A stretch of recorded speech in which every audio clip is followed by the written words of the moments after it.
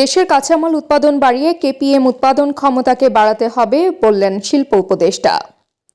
প্রতিবেদনে কবির হোসেন। অন্তর্বর্তীকালীন সরকারের শিল্প মন্ত্রণালয়ের দায়িত্বে নিয়োজিত উপদেষ্টা আদিলুর রহমান খান রাঙ্গামাটি কাপ্তাইয়ের কর্ণফুলী পেপার মিলস লিমিটেড পরিদর্শন করে জানান, আমরা বাংলাদেশের সার্বিক অর্থনীতির কথা চিন্তা করে এই মিলকে কিভাবে নতুন করে কাজে লাগানো যায় সে চিন্তা করছি। এই মিলের পরিচালনা পদ্ধতি ব্যক্তি মালিকানাধীন হবে নাকি সরকারি মালিকানায় থাকবে এর সম্ভাবনা নিয়ে চিন্তা করছি। 2022 সালে এই মিলের উপর যে পরীক্ষা নিরীক্ষা হয়েছে তার যৌক্তিকতা নিয়ে আজকে আমাদের পর্যবেক্ষণ।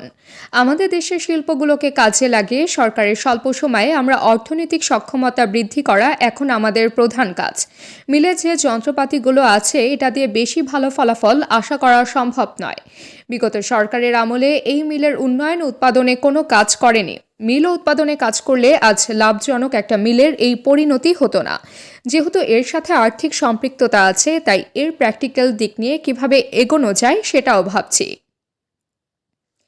দেশে প্রচুর পরিমাণ কাগজ প্রয়োজন। বিদেশ থেকে কাগজ আমদানি না করে দেশে উৎপাদন বাড়াতে হবে। আজকে আমরা সরাসরি কর্ণফুলী পেপার মিল পরিদর্শনে এসে সার্বিক পরিস্থিতি অবগত হলাম। কেপিএম এর অনেক জায়গা আছে, কিন্তু বিদেশি কেমিক্যালের উপর নির্ভর না করে দেশের কাঁচামাল উৎপাদন বাড়িয়ে কেপিএম এর উৎপাদন ক্ষমতাকে বাড়াতে হবে। তিনি শুক্রবার দুপুর 2:30টায় রাঙ্গামাটির কাপ্তাই উপজেলার চন্দ্রঘোনায় অবস্থিত বিসিআইসির কাগজ উৎপাদনকারী প্রতিষ্ঠান কর্ণফুলী পেপার মিল পরিদর্শন শেষে সাংবাদিকদের এ কথা বলেন।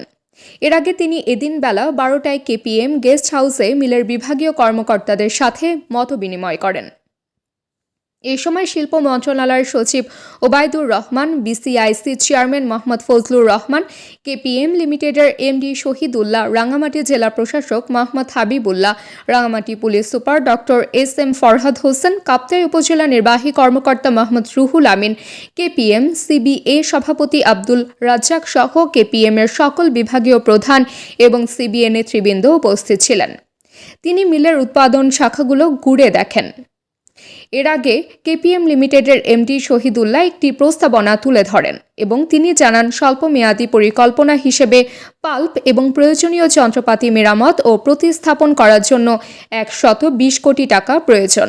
এছাড়া দীর্ঘমেয়াদী পরিকল্পনা হিসেবে একটি নতুন পেপার মিল স্থাপন করা প্রয়োজন।